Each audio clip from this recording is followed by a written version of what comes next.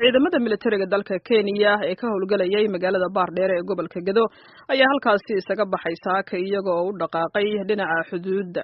ciidamada Itoobiya iyo kuwa Soomaaliya ayaa xilligan ku haray magaalada Baardheer. Maamulka gobolka Gedo ayaa sheegay inaysan waxba kala soconin bixitaanka oo aan lagu wargelinin. Harun Macruuf ayaa bixitaanka ciidankan waxa uu ka wareystay gudoomiye ku-xigeenka gobolka Gedo Sheekh Maxamed Xuseen Alqaadi.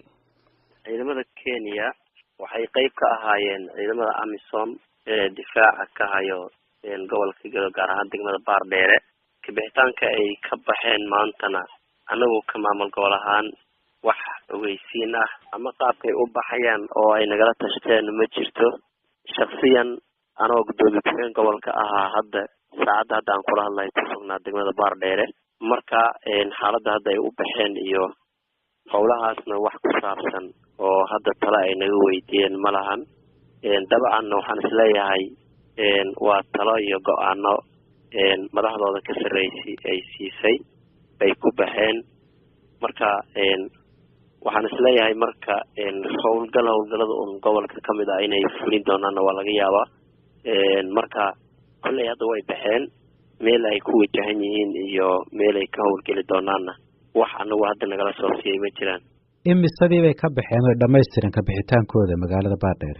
magaalada Baardheer waxay ka baxeen 11 aroornimo xilliga salaada subax la tukanayay bay maartay magaalada ka baxeen. magaaladana waxay ka deganaayeen difaaca 8 kilomitir meel u jirta bay difaac ka lahaayeen dhanka galbeed. marka xitaa qaabkay u baxayeen haddii ay nagala tashan lahaayeen ama ay noo sheegi lahaayeen wax badan baan ka caawin lahayn. xitaa qalab bay uga tageen xeradii ay ka tageen oo ay ka mid tahay gaari booyad ah, booyada nooca biyaha lagu dhaansado oo xitaa si aan wanaagsanayn ay sameeyeen. oo marka hadda booyadii annagaa soo qaadnay oo hadda magaalada ay taalla ciidamada ayaa gacanta ku hayo.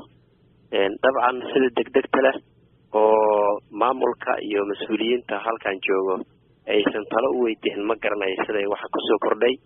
ciidamada AMISOM oo halkan degan oo Itoobiya oo saaka aan shir halkaa ku wada qaadanay garoonka diyaaradda iyaga naftarkooda waxay noo sheegeen wax ogeysiina inaysan soo siinin bay iyaga naftarkooda noo sheegeen oo nabad ilaalinta halkaa u joogo. waa gartay waxaad ka hadashay booyadiina meesha uga tegeen, xaaladda booyada uga tegeen oo aanad u bogin siday ahayd? sidoo kale saldhigga xaalad sidee uga tegeen? saldhiggu ay deganaayeen waxay ahayd bar maaragtay difaac ah. haddii tegitaankooda ay tala naga weydiin lahaayeen ama ayna ogeysin lahaayeen xitaa difaacaas iyo qaabkii maaragtay loo habeyn lahaa baan ka wada tashan lahayn. gaariga ciidanka ah oo maaragtay booyad halkan ay uga tageen oo weliba si aan wanaagsanayn ay uga tageen naftarkeeda sidaas maysan noqdeen. maxaad ka wadaa si aan wanaagsanayn? waxaan ka wadaa gaariga markii ay ka tagayeen dab bay ku daareen. annaga ayaa xitaa ay nagu wareejin lahaayeen gaari cilad ku jirta haddii uu yahay. sida hadda aan usoo qaadnay oo aan u keennay xarumaha ciidanka ayaan usoo qaadi lahayn. marka difaaci naftarkiisa qaabkii ciidan loogu wareejin lahaa ama qaabkii maaragtay loo masixi lahaa difaac baa halkaa ka wadanaa tarajeeya. intaba tala nagama aysan weydin.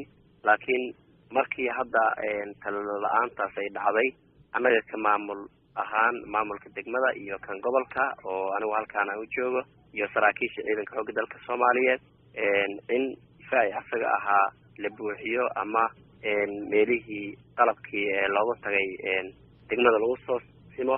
howlahaas oo dhan hadda annaga ayaa la wareegnay, waa la qabtay.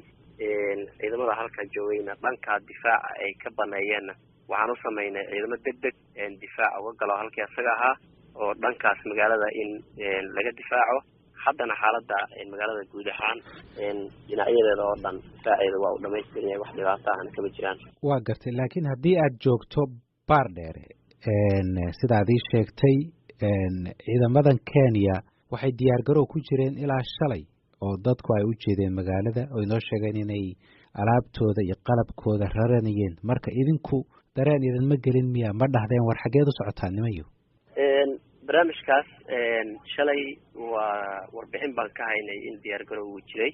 aniga naftarkeyga korneelka ciidamada xukumay su-aalay barnaamijka asaga ah qaabkay wax u jiraan maxaa idinku soo kordhay wuxuuna igu jawaabay amar waxaana la siiyey in aan diyaar garowno, howlgal u diyaar garowno, in aan guurayno iyo inaan howlgalla dagaal aan soo fulinayno midna war uma hayno. intaasuu igu jawaabay. marka laakiin xaqiiqada rasmiga ah imuusan sheegin. marka waxa kaloon maqlaynaa oo nagu maqaalo ah ciidamo Soomaali ah oo gacan saar ay lahaayeen ciidamada Kenya inay la baxeen oo ay raaceen. ma jirta arrintaasi? ciidama ay wada socdeen oo ay soo wada howlgaleen oo urur ah baa jira. ciidamadaasna qaybna difaaci bay joogaan oo degmadii bay wax ka difaacayaan. qayb hawsha ay aadeen iyo maaragtay safarkooda kala qayb galayna intaasba way isugu jiraan. ciidankan Soomaalida ma dhahdeen idinka wadankiina weeye Baardheere waa magaaladiinii jooga, ciidamada Kenya hadday howlgal aadayaan, haddii ay wadankooda ku laabanayaan, amarka la soo siiyey iyagaa la soo siiyey, laakiin ciidamada Soomaalida lama soo siin. idinku amar ma siiseen inay joogaan oo aysan ka tegin magaalada? ciidamadan waa ciidamadii ilaa xuduudda Kenya iyo gudaha ay iskala soo howlgalayeen oo cadowga dalka ay iska wada difaacayeen. marka dabcan hadda amarada la siinayana ama safarka ay ku baxeen isma lihin inay gudaha Kenya hadda ay aadayaan. dabcan meel uun cadowga meelaha uu jooga ka mid ah inay ka howlgeli doonaan bay u baxayaan, laakiin ciidamo wadankooda u socdo ma ay raacayaan.